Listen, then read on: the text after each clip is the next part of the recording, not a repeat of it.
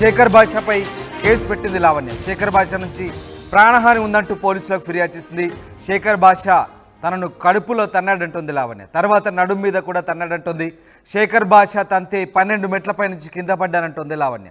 తన ఛాతికి గాయమైందని, తన ఇంటి మీద రాత్రి రాళ్లు విసురుతున్నారంటూ లావణ్య ఆరోపిస్తోంది. శేఖర్ భాష నుంచి తనకు ప్రాణహాని ఉందంటోంది లావణ్య. వెంటనే శేఖర్ భాషను అరెస్ట్ చేయాలంటుంది. తనకేం జరిగినా శేఖర్ భాషదే బాధ్యత అంటూ లావణ్య ఆరోపిస్తోంది. మరి ఎన్ని డబ్బులు ముట్టాయో మరి అటాక్ చేశాడు అండి. నన్ను ఫస్ట్ కడుపులో తన్నాడు, లేదా నడుపు మీద తన్నాడు. 12 స్టెప్స్ కింద పడ్డాను నేను. నా బ్రెస్ట్ మొత్తం కార్నర్ ఉన్న రాయికి తగిలింది. పోలీస్ కంప్లైంట్ ఇవ్వడం జరిగిందండి.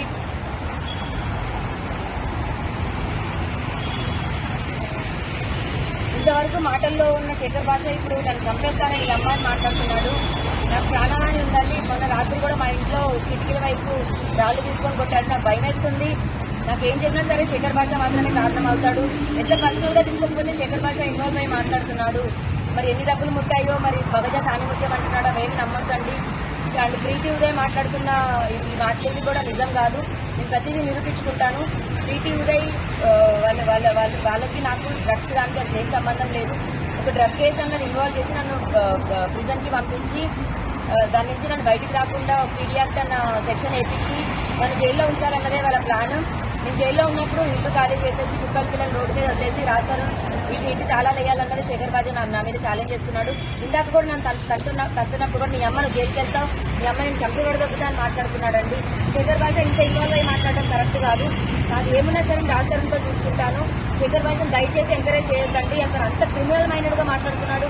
ఫిజికల్ గా నా పైన అటాక్ చేసి కాల్తో అన్నాడండి. కంప్లైంట్ ఇవ్వడం అనేది జరిగింది. రేపు వచ్చిన ఎఫ్ఐఆర్ నమోదు చేస్తున్నారు. శేఖర్ భాష నుంచి తనకు ప్రాణహాని ఉందంటూ లావణ్య పోలీసులకు ఫిర్యాదు చేసింది. శేఖర్ భాష తంతే 12 మెట్లపై నుంచి కింద పడ్డానంటుంది. తన ఛాతికి కూడా గాయమైందంటూ లావణ్య ఆరోపిస్తోంది. తన ఇంటి మీద రాత్రి రాళ్లు విసురుతున్నారంటూ దీనికి శేఖర్ భాషనే కారణమంటూ లావణ్య ఆరోపిస్తోంది. ఫైనల్గా శేఖర్ భాష నుంచి తనకు ప్రాణహాని కూడా ఉందంటూ లావణ్య తీవ్ర ఆరోపణ చేస్తుంది. ఎస్, మా ప్రతినిధి పెట్రిషియా జైన్ అవుతున్నారు. పెట్రిషియా, శేఖర్ భాష నుంచి తనకు ప్రాణహాని ఉంది, వెంటనే శేఖర్ భాషను అరెస్టు చేయాలంటూ లావణ్య పోలీసులకు ఫిర్యాదు చేసినట్టుగా తెలుస్తుంది. ఫిర్యాదు సారాంశం ఏంటి? దీనికి సంబంధించిన అప్డేట్స్ ఏమున్నాయి మీ దగ్గర? లావణ్య కేసులో రోజు రోజుకి ఒక సీరియల్ ట్విస్ట్ లాగా నెలకొంటున్నాయని చెప్పొచ్చు. అంటే రోజు రోజుకి అనేక విషయాలు, సంచలనమైన విషయాలు బయటపడుతున్నాయి. ఒకవైపు వాళ్ళిద్దరి మధ్యలో ఎవరైతే రాజ్ తరుణ్ మరి ఏదైతే లావణ్య ఉందో వీళ్ళిద్దరి మధ్యలో ఇప్పుడు శేఖర్ భాష కూడా ఒక కాంట్రవర్సీగా మారాలని కూడా పూర్తిగా అయితే చెప్పొచ్చు. శేఖర్ భాష పైన కేసు పెట్టిన లావణ్య జూబ్లీహిల్స్ పోలీస్ స్టేషన్ లో నన్ను కొట్టాడు, నన్ను ఫిజికల్లీ అసాల్ట్ చేశాడంటూ లావణ్య కేసు పెట్టడం అయితే జరిగింది. అది కొద్దిసేపట్లో ఎఫ్ఐఆర్ కూడా పూర్తవుతుందని కూడా సమాచారం వస్తుంది.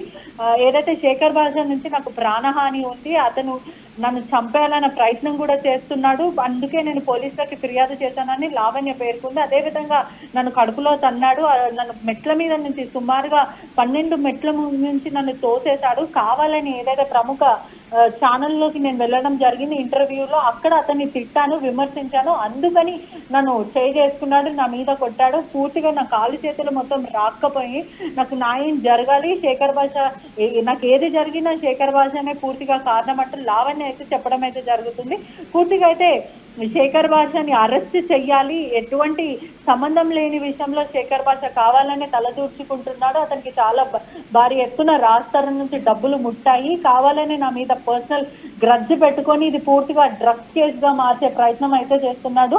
గతంలో ఏదైతే నా మీద ఉన్న కేసులని దానికి అనుకూలంగా అతనికి మార్చుకొని మరి దీని ఒక డ్రగ్స్ మాఫియా లాగా సృష్టిస్తున్నాడు. వేరే ఇది అసలైన కేసు మాత్రం నాకు రాజ్ తరుణ్కున్న వ్యక్తిగత జీవితానికి నాకు న్యాయం కావాలని మీడియాను ఆశ్రయించడం జరిగింది. అది నన్ను జైలుకు పంపించడానికి, నా మీద అనేక పీడీ యాక్ట్లు వేయడానికి ఇదంతా ప్రయత్నిస్తున్నారంటూ లావణ్య చెప్పడం అయితే పూర్తిగా అయితే లావణ్య వర్జన్ మాత్రం మనకైతే క్లియర్ గా కనిపిస్తుంది. ఒకవైపు శేఖర్ భాష మాత్రం తీవ్రమైన ఆగ్రహం వ్యక్తం చేస్తున్నారు. ఇటువంటి ఆడవాళ్ళని సమాజంలో వదిలేస్తే భ్రష్టు పడుతుంది, వీళ్ళందరూ పెడ్లర్స్ గా మారి వేరే వాళ్ళకి కన్జ్యూమర్స్ అలవాటు చేస్తున్నారు అంటూ శేఖర్ భాష చెప్పడం జరుగుతుంది. ఇటీవలనే కూడా గత 2 రోజుల నుంచి చూస్తుంటే కూడా ఎవరైతే లావణ్య బాధితులం అంటూ మీడియాను ఆశ్రయించడం అయితే జరుగుతుంది. ప్రీతి కానీ వాళ్ళకి సంబంధించిన ఫ్రెండ్స్ కానీ వీళ్ళందరూ లావణ్య మమ్మల్ని చాలా ఇబ్బందులు పాలు చేసింది, మమ్మల్ని బ్లాక్మెయిల్ చేసింది, మాకు డ్రగ్స్ అలవాటు చేసింది, తిన వల్లనే నా జీవితం మొత్తం సర్వనాశనం అయింది. నేను రీహాబిటెడ్కి వెళ్ళి మళ్ళీ ఆ డిప్రెషన్ నుంచి బయటికి రావడం అయితే జరిగింది. నాకు ఖచ్చితంగా ఇటువంటి వాళ్ళకి శిక్ష పడాలి అంటూ ప్రీతి అని ఒక మహిళ మీడియా ముందు రావడం అయితే జరిగింది. ఒకవైపు రాజ్ తరుణ్, మాల్వి, శేఖర్ భాష మరియు లావణ్య ఈ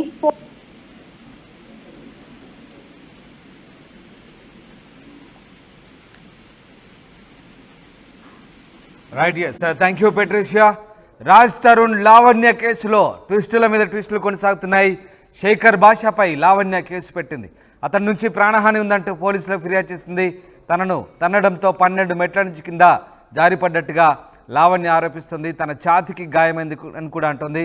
ఇక తన ఇంటి మీద రాత్రి రాళ్లు రువ్వుతున్నారని, తనకు ప్రాణహాని ఉందంటూ శేఖర్ భాషపై తీవ్ర ఆరోపణలు చేసింది. అతను వెంటనే అరెస్టు చేయాలని, తనకేం జరిగినా శేఖర్ భాషదే బాధ్యత అంటూ లావణ్య ఆరోపిస్తుంది. ఈ నేపథ్యంలో శేఖర్ భాషపై లావణ్య పోలీసులకు ఫిర్యాదు చేయడంతో ఈ కేసులో ట్విస్టుల మీద ట్విస్టులు కొనసాగుతున్నాయి.